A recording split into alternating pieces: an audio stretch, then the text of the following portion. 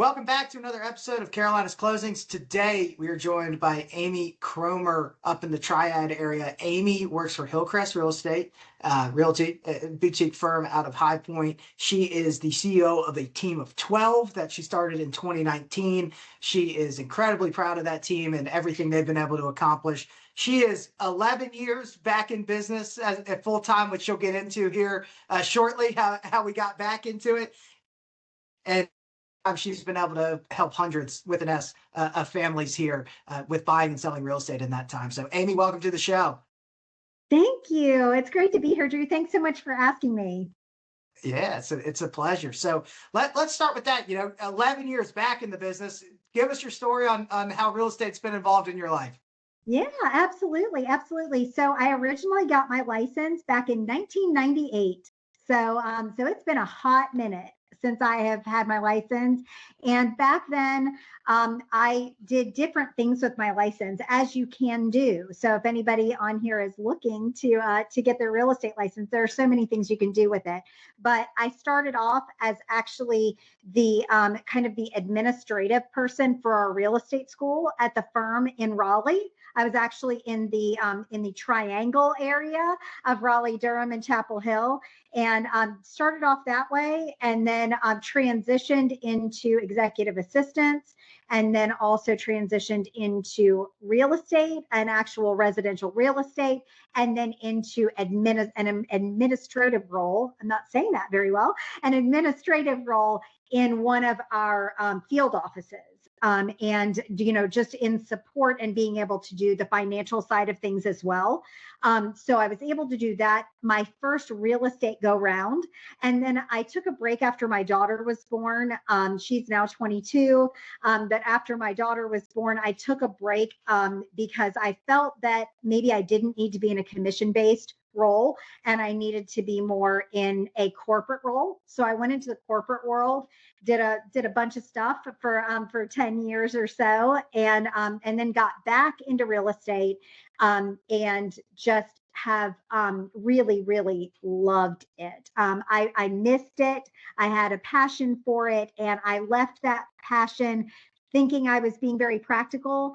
So I sometimes wonder what could have happened if I had not, gotten that little nervous bug and just stayed with it.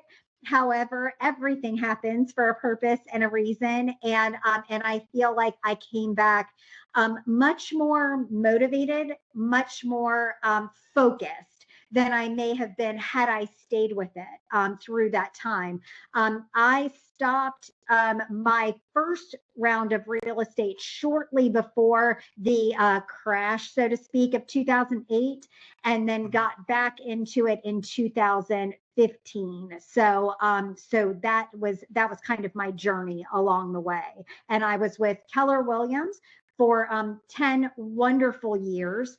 And then a year ago, I switched to that boutique firm, Hillcrest Realty Group, for the past year. And that was really more for a true, just focused time for my agents and for growing my team. It was just a better fit to be able to make that transition as a team versus an individual agent. Awesome. So you got back into it full time 2015. And then, as I mentioned in the intro, you found your team in 2019. In that 4-year period, how did you get to the point of knowing, hey, I want to build out a team within real estate here? So what I love about my story is that I really think that God just kind of walked me through the whole process, because I never in my wildest dreams thought that I would run a team. I always thought I would be part of a team. So for that 2015 to 2019, I was part of a team, and I was a really strong buyer's agent for that team. Just a really, I loved passionate mentor. I loved mentoring the other members of the team, being there for the team. And I was also transitioning out of that corporate world into real estate. So it was just a real big time of transition and learning for those 4 years. And then in 2019, the guy who was running that team that I was on decided to start his own firm. I decided I didn't want to leave the safety and security of Keller Williams, a national brand. Sure. So when I chose to stay, there were other members of the team that also chose to stay, and I was asked to be their leader. So Awesome. again, it was kind of just something that presented itself as a blessing and organically, and just holy cow, what is happening? And so I was able to take it from holy cow, what is happening to, okay, let's, no, seriously, that's still how I feel sometimes. Holy cow. But I was able to transition from, oh my gosh, can I do this, to okay, let me learn how to do this in the most effective way, in the best way, to be the best leader, but to also be incredibly humble and be able to also support my clients at the same time that I was running a team. So it has been a journey for sure, but it's been amazing. I mean, it's really been an amazing, just step by step, day by day process to learn how to be the best at everything, and realizing that I can't be. Right. So, and that's okay. I can have the people surrounding me who can make it the best. So, Well, you and I have shared conversations about that, how important it is to focus on what your strength is and help fill the gaps with people who are better at the areas we're not great at, right? So yeah, I love that story. It's certainly one I relate to. I'm not up to 12 by any means, but as we keep growing, I'm going to have to keep picking your brain on how to work that out. Um, well, let's get into the market a little bit. So, North yeah. Carolina, we got the triangle, like you mentioned, we got the triad. So let's just start at base level. Let's define what the triad is for anybody listening. Yeah, absolutely. So I live in the Triad area. So that is Greensboro, Winston-Salem, and High Point. Those are the three cities.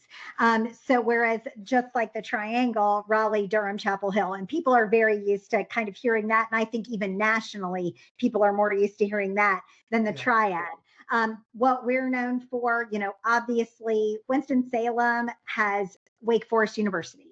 So a lot of people have heard of Wake Forest University. High Point, known as the furniture capital of the world.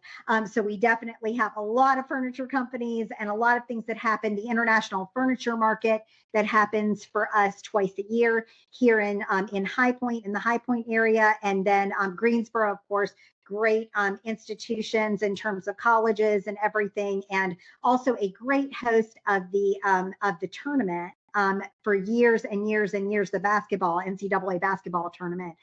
So a lot of people knew that nationally, that we were a host city for that. So a lot going on in our area, a lot that has been here historically, and then new things that are growing all the time. We are wonderfully located between Raleigh, Durham, and then the Charlotte area. So we are literally an hour and a half basically from both. So definitely a great market for people who may not want to be in those really large markets.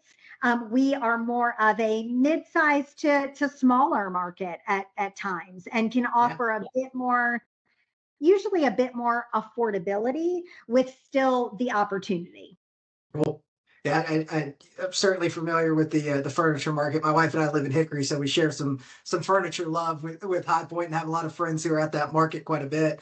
Mhm. Um, But yeah, you just hit the nail on the head, right? There are these two large metros in North Carolina, Charlotte Mhm. and Raleigh, and you guys have the midpoint there. Charlotte and Raleigh have experienced a lot of influx of people, especially kind of starting. It was happening, but then COVID accelerated it with the tech and medical in Raleigh and the finance in Charlotte. Is Greensboro getting high levels of people moving to the area, or is it mostly within the area of the Triad that people are relocating right now? So more and more Greensboro, and actually our Triad area in general, because we're fairly close together. We're snuggled up a little bit more than Chapel Hill. We're only a few, 15 minutes basically away from each other, those three cities. So really, if anything happens in any of those cities, that the growth can be felt around everywhere. So Greensboro, we have a huge Amazon distribution. We have a really big aviation presence at Piedmont Triad International Airport.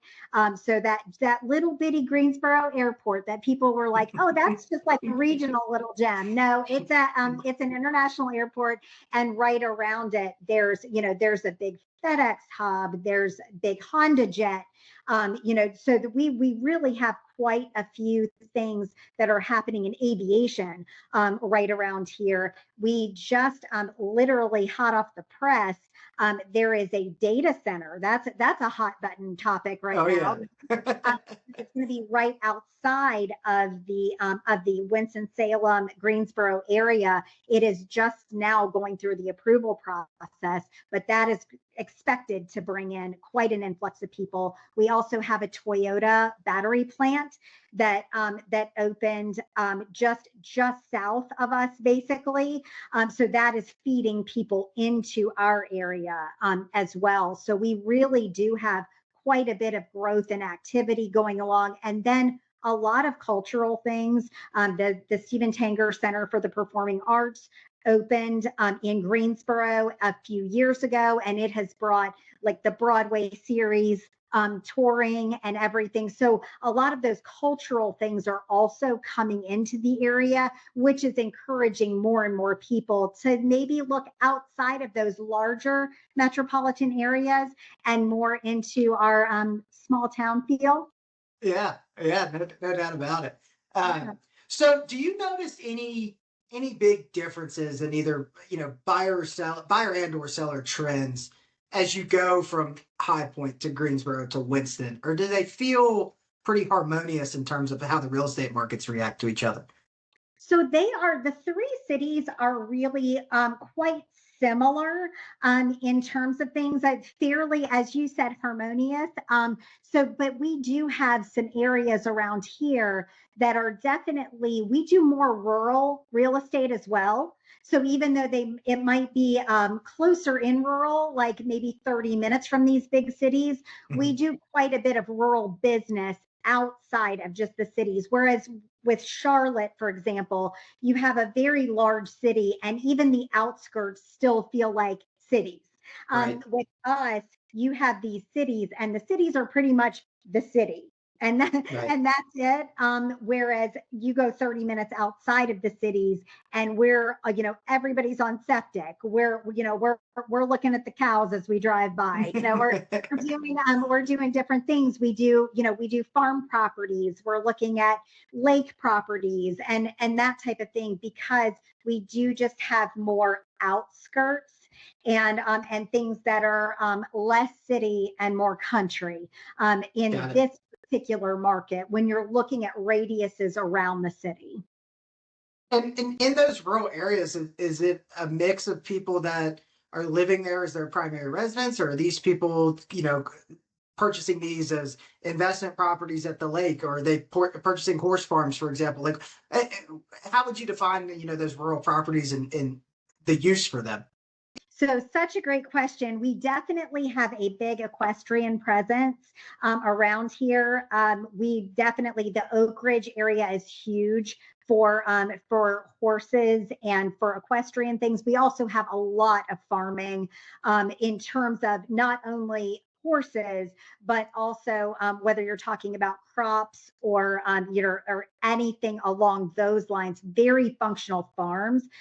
However, we also do have a lot of lake living. It's just not quite as large as, let's say, a Lake Norman area. It's just a bit smaller lakes, but not really tiny lakes. Right. We have blues, as everyone says, blues like the color. It's blues, but we have blues lake, and then we also have High Rock, and then we have others as well that are around here that offer great lake living in a little bit more laid back and affordable price point than some of those larger lakes that are more nationally known. So we do have people who definitely purchase for investment on those lakes to be able to do maybe an Airbnb or to be able to do something short-term rentals, things along those lines. We definitely have short-term rental pockets within the cities as well, especially Sure. closer to the universities and everything like that. I would say rural areas, which was your original question, we're really looking more at people who are relocating, wanting to get out of that more city life, but looking for the convenience of being able to commute into a city if they want to, and also be close to someplace like a large metropolitan area like Charlotte or Raleigh. Sure. So we're recording this in mid-January. It'll probably come out kind of early March, mid-March. Mhm. From our seat, it seems like there's been a big shift in the market over the last 6 months. Have you guys felt that in the Triad area? Or and kind of a two-part question. And when I say that, are sellers, you know, pricing realistically up there, or are they still thinking that they can list it like they did in COVID times to get a bunch of different offers? And then from a buyer's perspective, how have you noticed that shift is bringing back negotiations to real estate transactions again? Great questions. Buyer side. I'll tackle buyer side first.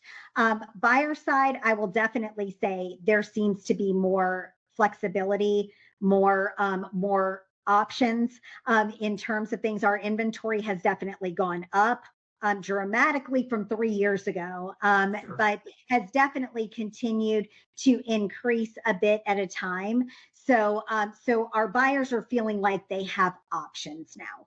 Our sellers are feeling like they are going to be a bit more kind when it comes to having some flexibility in offers, maybe offering, agreeing to a little bit of a closing cost concession, or maybe a little bit of an adjustment in price and being willing to come down just a bit.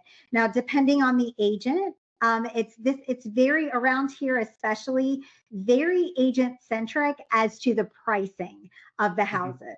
I believe you have to be incredibly honest. You have to be an educator I mean, both as a lender, as you know, Right. and then also as an agent. You have to be sure to give people the proper expectation of what this market looks like and where they truly need to be priced. And you can say, if we really want to be aggressive about getting this sold, this is going to be the lower point of the range. And if we're going to be, hey, not really in a super big hurry, I want to see if maybe my house can bring the upper end of the range. The important thing is give a practical range. Right. Don't just sit down and say, what do you want to list your house for? I have no input for you. I'll just list it at whatever you want. Because someone is hiring you as a professional because you're the one who knows and can advise them. They're not hiring you as a professional just to enter it into MLS. Right. They can hire just a limited service company to do that. Why they want a real estate professional in place is, how can I get my house sold, or how can I purchase a home in the very best way for the very best price, and how can we move forward and have the most successful transaction for both sides. It needs to Sure. be a win-win for both sides, because otherwise it's miserable. It's a Right. miserable transaction, and that is not at all ever what we want. So I would say seller wise, sellers definitely very encouraged, as are buyers, by the fact that rates seem to be staying steady and lower than they were. Kind of we had the freak out, as between when am I ever going to get 2.5 or 3 again, which the answer is not. So that education piece is very important. Um, Yeah. but but educating to the point that, hey, we had a spike in rates where they really went up much higher, and we are now back into sort of a settled state. We're not expecting anything, to skyrocket back up. We're also not expecting some deep dive down either. Right. We're in a steady place that is safe right now.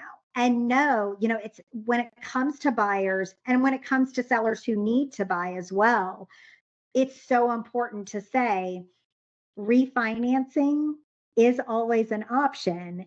should you qualify for the home that you want, where you want it, now move forward with it. Don't say, I'm going to put it on hold until rates go down a little bit more.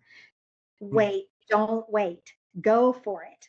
Go for it and go for your dream. Go for that property that you know is the right thing for you right now, because I will keep you posted along with my lending partners as to when you maybe should consider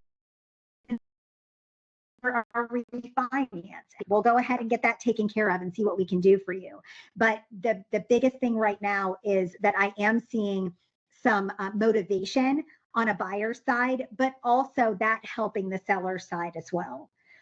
So that's a big thing. And then, like I said, definitely seeing more willingness to concede, but not in a negative way, in just Right. a very positive win-win. Well, it seems that we've returned to a more normal real estate market. Let's call it 2018, 2019, right? Yeah. Pre-COVID, which is a great thing, right? There was, you can't argue the fact that 2.5% and 3% rates were beautiful during COVID, but it also led to wild home price appreciation in a very short amount of time, which puts a strain on affordability when you have these periods where rates skyrocket to the upper sevens for a time period. Now, as we record this on a Tuesday, we're hovering right around 5.996% on an average rate, which people have come back to reality that, okay, 2.5%, 3% came from a global pandemic, and that barring something unforeseen happening, we're probably not seeing that happen, right? And so pre-COVID rates were 5.25, 5.5. So can we potentially get back down to those levels? We could, right? But I agree with you completely. When you look at, because what's also happening over these last 3 years is pent up demand is building, right? The average age of the first time home buyer has been rising to 40. Well, as you are not owning something, you're also missing out on appreciation still happening. It's not happening at 18 and 25% and crazy stuff like it did in Yeah. 20 and 21. But we've kind of returned to a 3.5%, 4% type of appreciation. So while you're waiting on rates, you're not the only one doing that, but you're also missing out on home price growth and a large return on your investment if you're using financing, right? So I'm with you 100% on that. That makes a ton of sense. It's great to hear what you're saying with sellers becoming more realistic, and I'm a huge fan of setting that realistic range for them. Now, if they don't handle that well, are you just willing to say, hey, you know what? It's been great. I'm not the right real estate agent for you. Or how do you tackle that when the seller's like hell bent on, I want this number? So fortunately, what I'm able to do, and what all of us are able to do who have been in the business for a while or who have been educated to do this properly, is you present the numbers. You really let people know, hey, listen, I know that no two houses are exactly the same. However, this is truly what houses are selling for that are very similar to yours. This is the area, this is what the area is demanding. And if you come to them very, very practical, then chances are they're going to say, okay, I see where you're coming from, or I don't like that, but fine, let's list at the top end of your range. We definitely want to go ahead and come in at the top. If someone says, can we do, 5,000 more than your top? Well, I'm not going to walk away from that. It's fine. However, let's have a plan. Let's make sure that if we are going to list to what we know may be above what the market is demanding, let's have a plan for potentially adjusting that. Let's pick a date now when we will revisit and see if we want to adjust that at any point. Now, I will say that a lot of agents get freaked out and jump to price adjustments as the solution for a home that's not selling. And I will say that this market, it's not necessarily that the home is not priced correctly. There may just be a couple of things that you need to modify other than the price.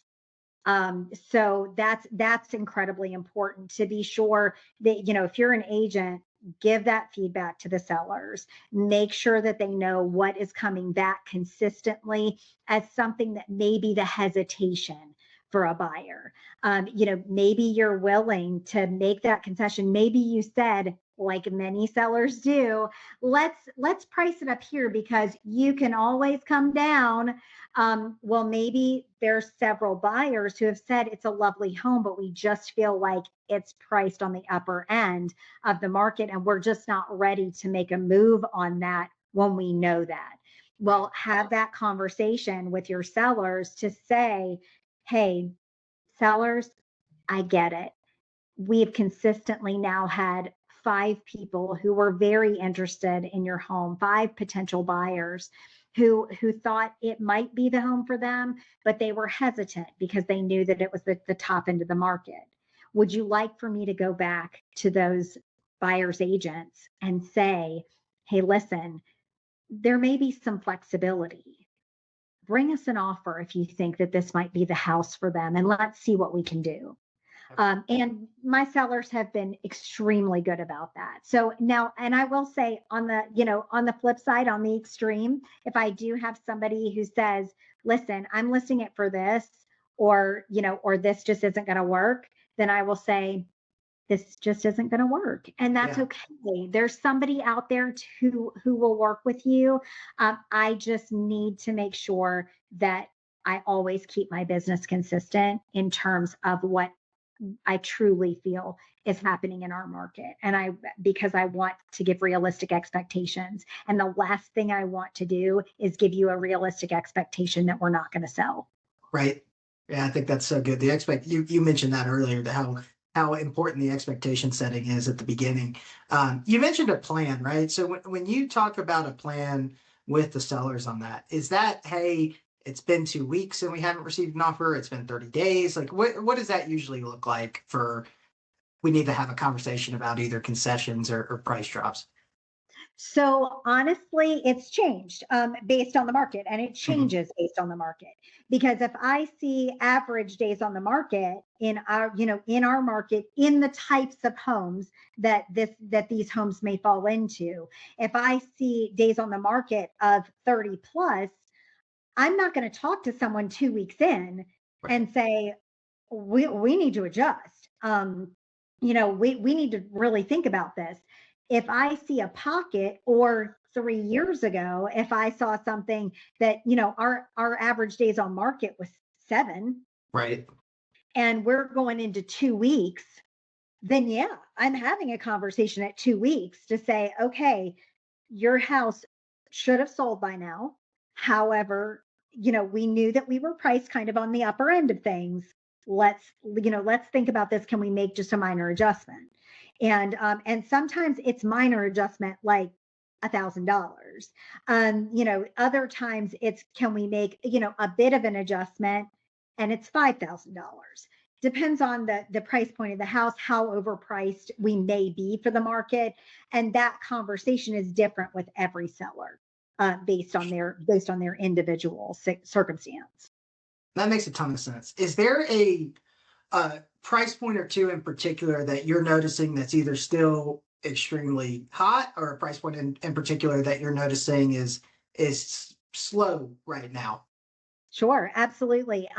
I would say that the 250, 300 around here, and that's very different. So when you're talking about 250 to 300, that is a really solid first time home buyer house, maybe downsizing home. Your kind of classic 3-bed 2-bath type of home. That's what you're looking at in like the 250 to 300 here. That is pretty much going to go very quickly if the home is in good condition, very move-in condition. Doesn't have to be crazy updated or anything like that, but solid bones, ready to move in. You can move in, and then you can make your cosmetic updates that you want to. So 250 to 300 is still very, very popular. On the flip side, I would say that we've seen a bit of a slowdown in the 450 and above. Around here. Now, remember too, that a 450 house in a Charlotte or Raleigh, is what I was talking about for 250 to 300 Right. here Right. in the Triad area. So it very much depends. So I'm saying when I say 450 and above, we're starting to nudge toward the luxury market around here, Yeah. in that. So so really you're looking at around here, I would say your more luxury homes are going to be that 550 and up, um, in this market versus versus one of the larger metro areas, which is why I said toward the beginning, talking about the triad, we have an influx of people often who are wanting that, maybe that larger home with that little bit more land that still has accessibility to a Charlotte or a Raleigh, but they mainly work from home, and Yeah. and are able to just snuggle up into into the hickories of the world, and and into the Winston-Salems, or for me a small town called Walburg that's 10 minutes outside of Winston-Salem.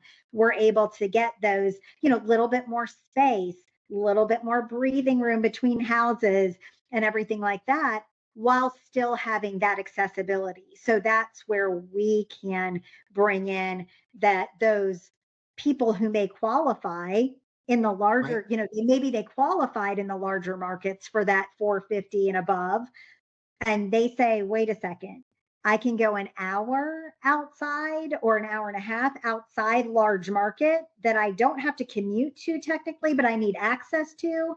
I can come here, and that same 450 to 550, let's say, is going to get me 500 more square feet or 750 more square feet and double the size lot that I could get. Yeah. Yes, please. Yes, please sign me up. That's Yeah. what I do. Yeah. That was that you basically beat me to my next question, right? I was going to ask you if you're getting people who have the remote flexibility, and maybe they have to go to a Charlotte or a Raleigh once a week, or 4 times a month or something like that. And are they saying that? I mean, that's what my wife and I did when we started talking about having the family and everything. I was like, I don't mind going to Charlotte once or twice a week. It's easy, right?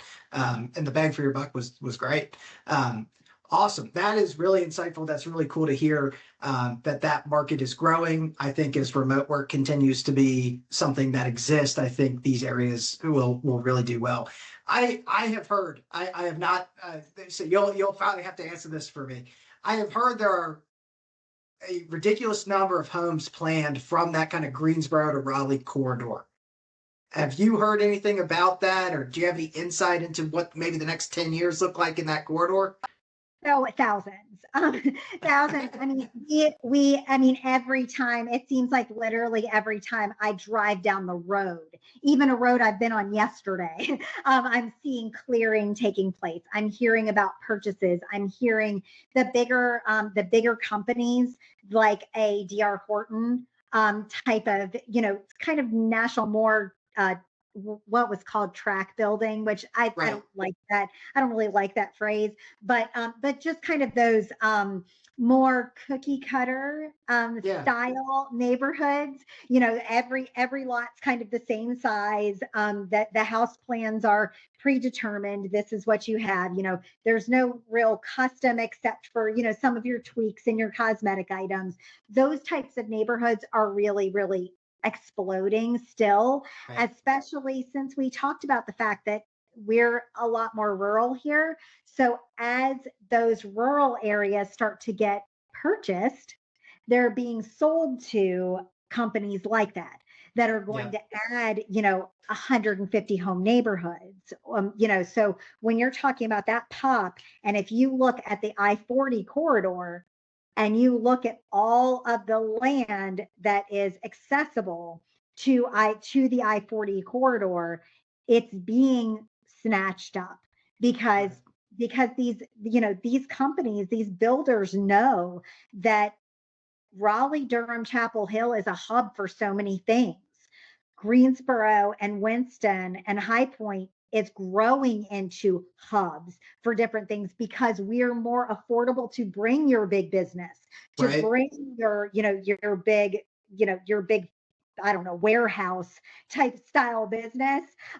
We are seeing a whole lot more. I mean, honestly, tens upon tens. It doesn't sound big, but when you're talking about 45,000 square foot warehouses and that type of thing, we're seeing a whole lot of growth around that, where these, mid-sized to large businesses are starting to look in North Carolina and say, gosh, the tax benefits there are huge.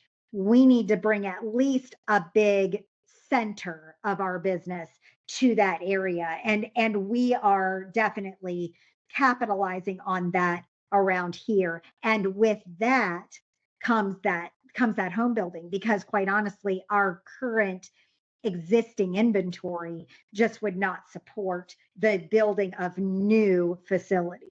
Sure. So I don't mean to speak for you here, but it sounds like you're extremely bullish on the triad here over the next 10 to 20 years for growth in the home sector.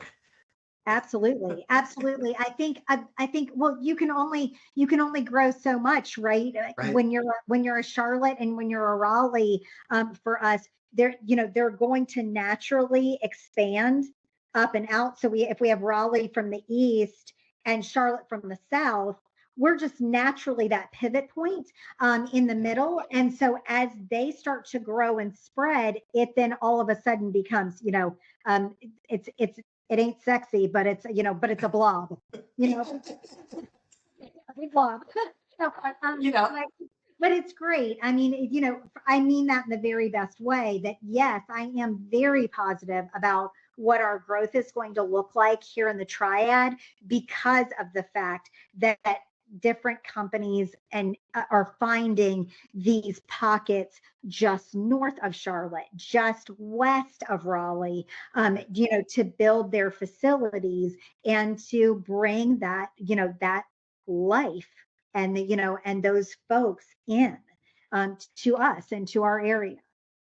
I've long kind of thought that both Charlotte and Raleigh, which is the big benefit of the triad here that you've talked about, are essentially Atlanta 2.0 and 3.0, right? Like everyone says, I live in Atlanta, but most people live an hour outside of Atlanta and commute in, right? That's a great thing for traffic or anything, but that's how I see the growth happening in our state, and I think the triad's positioned perfectly to absorb both ends of that, which is really cool.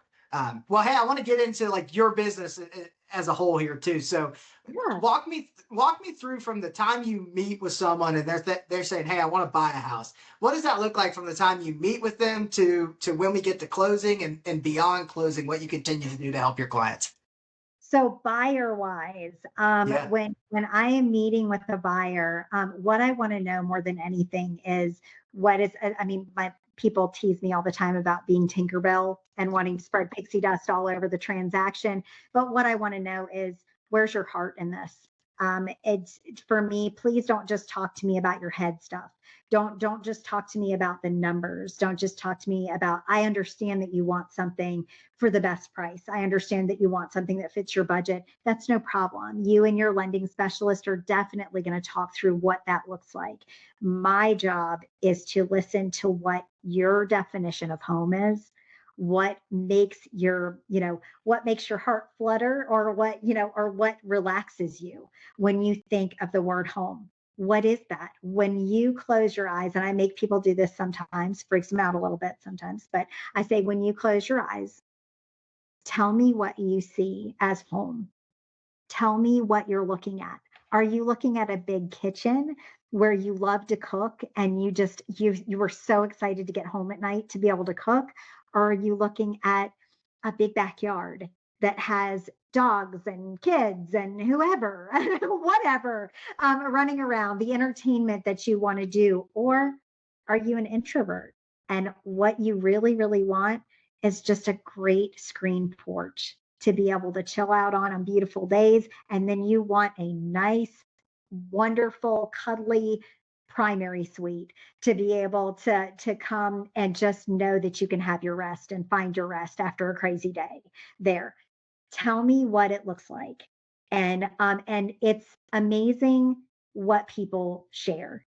Yeah. and they truly, the things that come out, and sometimes especially with people who might be buying together, so people who are in a couple, and sometimes they're very surprised by what the other person says, in terms of what they're looking for home. It's not necessarily that it's polar opposites or anything, but they're surprised that maybe they're looking for the same thing actually, and they just Yeah. didn't realize that because they've been so worried about the mechanics of how to make the deal work that they're not thinking about truly the heart of the whole thing, and the heart is what matters most. So in terms of buyers, that's what I do. And I do say, immediately, of course, I say, well, before we even have our first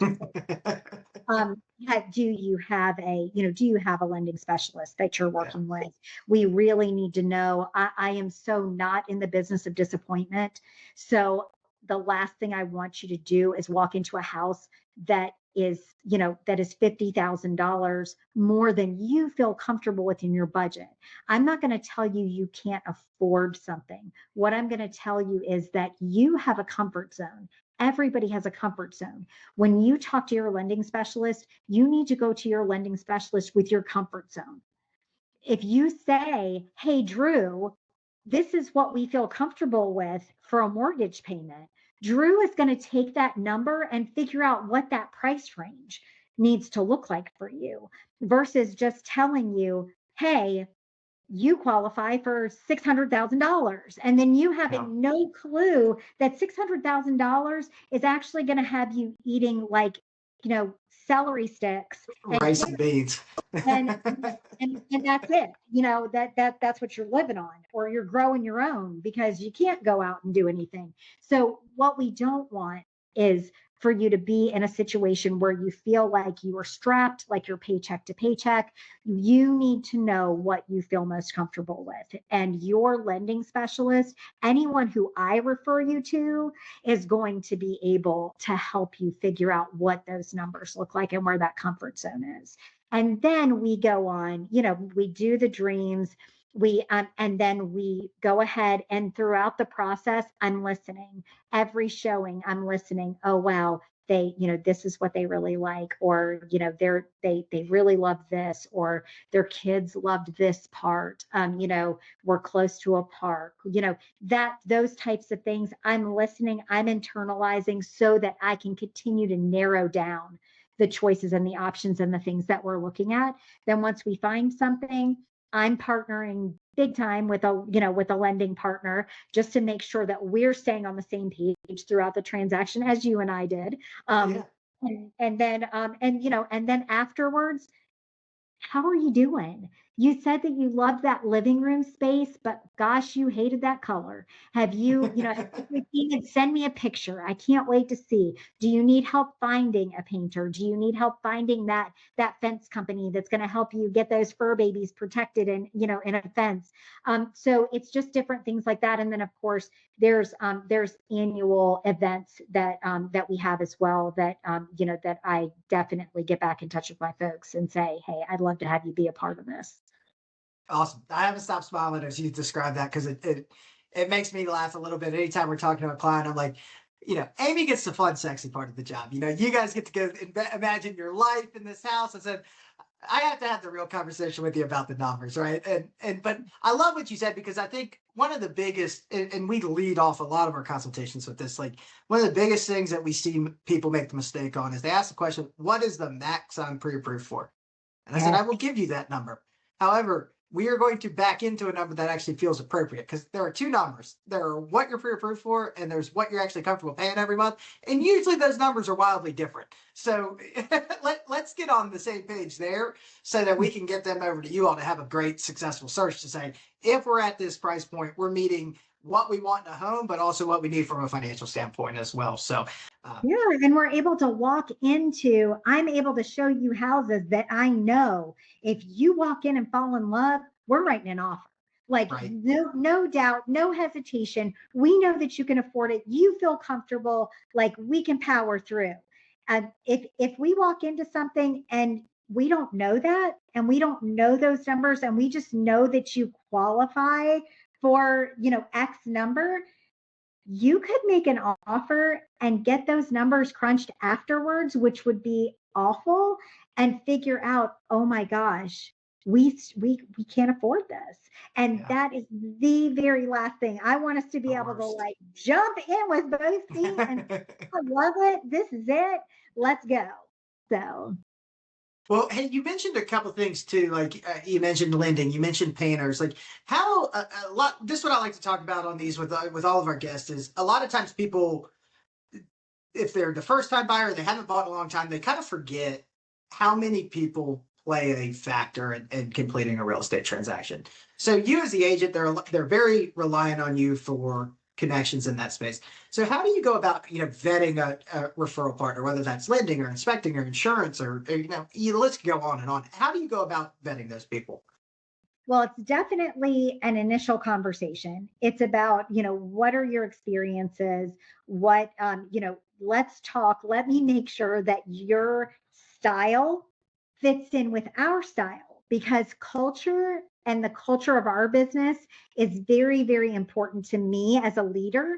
And so, any of our partners that we do partner with, I want to know that they fit that culture of caring, that culture of I'm here for you because I care, not I'm here because I want the transaction.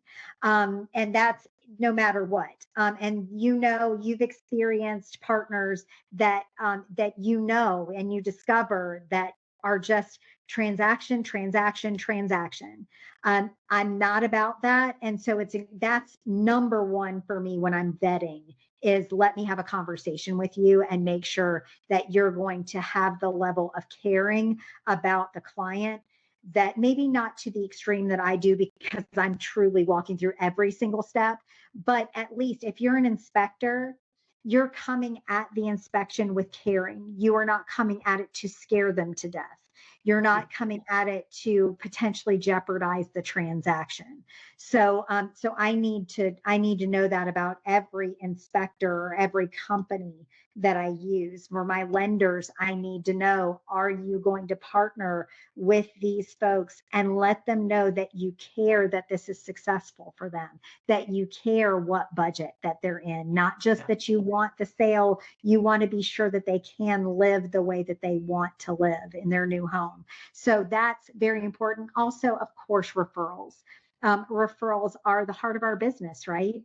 So I trust the agents who refer vendors to me or who refer partners to me that I can work with because it's important to me to know that an agent that I trust has had a wonderful experience with someone.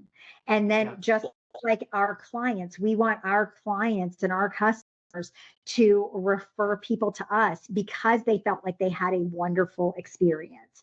So that referrals is it's just huge. It's a huge part of the vetting process for me as well. Awesome. Well, I think that's great. Is there anything you want to add about your business before we do a couple fun questions and get out of here? No, I don't think so. I think we're good. We've covered quite a bit together. Yeah, To 100%. so so no, I'm just I can't say enough since we ended on the partner conversation. I can't say enough how important it is to have those strong partners. A president is only as good as the cabinet. A real estate agent is only as good as the people that they partner with as well for those next steps. And I can't say enough how much I appreciate the fact that you were a fantastic partner to have, throughout the transaction that we just had together, and then on our previous transaction as well. So, Well, we certainly appreciate that. It's been awesome being with you. So let's close with a couple fun questions here. You obviously are doing real estate full time. You're leading your team full time, so you have so much free time. When you get your free time, what do you like to do? okay, so my husband travels a ton for work. I am obviously very busy, flitting from thing to thing all the time. I really, really enjoy just having time with him. We love to travel. If we can, we love to just get away. It doesn't have to be a big travel, a significant travel. It can just be, a Myrtle Beach weekend getaway. But it's just we are appreciating the older that we get and the older that our kids are getting. Just how valuable those kinds of times are. That it's hokey, but memories are more important than things. Yeah. So Awesome. I would say that's the biggest thing.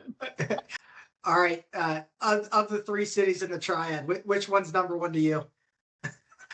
So I have to say my heart belongs to High Point. It's the smallest of the three. So, I wouldn't call it the runt of the litter, but let's just say it's the smallest of the three. So my heart is there. My daughter got her master's, her undergrad and her master's through High Point University. What Nito Quabain and High Point University has done for the city has been phenomenal. It's a phenomenal institution. I love how High Point has grown. We're really, really looking at a lot of downtown life that is, that has happened over the past few years. A great Atlantic League baseball team that I'm proud to be a corporate sponsor of. So just very, very cool. So High Point speaks to me. All right. And then, all right. So we got a free night. You and your husband. It's date night. Give me the number one restaurant you're going to in the Triad. So here's the funny thing. Most of the time we're so exhausted, and he has been traveling so much and eating like all these different foods that our local Wahlberg diner is like it's the jam. Like Just a classic. Go there. We can go in our sweatshirts and jeans and just chill. We know this. We know the staff. We know the ownership. We've been going there for years. We're probably going to run into people we know because it's just that small town diner feel, and we just love it. I mean, so for me, I would say now fancy date night. Of course, we have other other things, but that would be local. And our second date night, it's not food, but we also a couple of years ago, I mentioned the Tanger Center for the Performing Arts earlier. We also buy season memberships every year to the Broadway series. Cool. So that is, we said we always wanted to have an official date night because when life gets busy, sometimes you just have to have those things on the calendar. And that helped us to put intentional time on the calendar. So we go out to dinner and then go to a show. So that's a fancier date. Love it.